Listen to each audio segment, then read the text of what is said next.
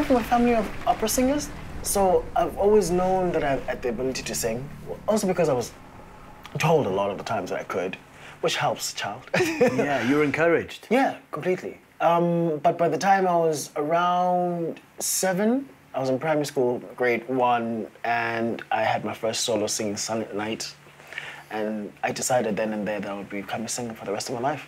Wow. And from that point of view, actually, I sort of tailor-made my life to fit the life of a musician. Right. At 7.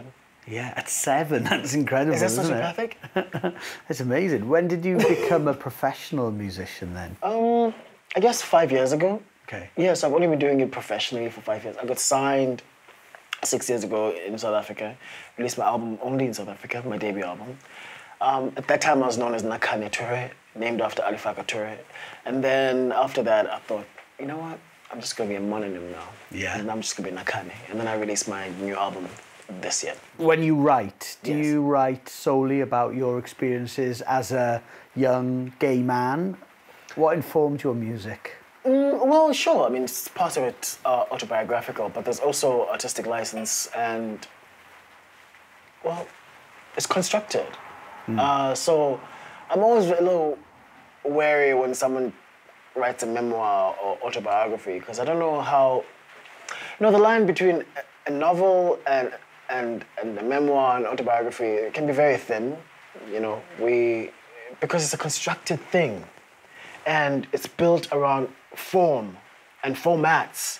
And these are songs, these are poems, these are stories. So as much as I'm telling stories about my life, I'm only cherry-picking certain parts of it and certain angles and looking through specific lenses and using specific words in order to tell the story that I want to tell at that time. Sure.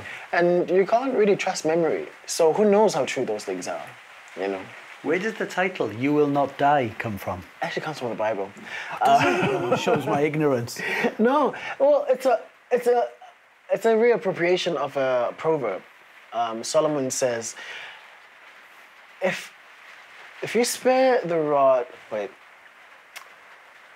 if you spare the rod from the child, oh goodness, I forgot now. It's okay. But it's about the fact that if you beat the child and they cry, they will not die.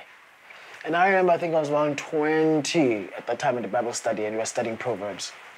And I was just looking at it, and I removed it from its context, from its biblical context, and I personalized it.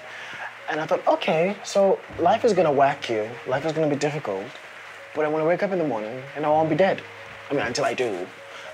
But up until then, it's survivable. And that's where the title comes from. I actually find it very hopeful.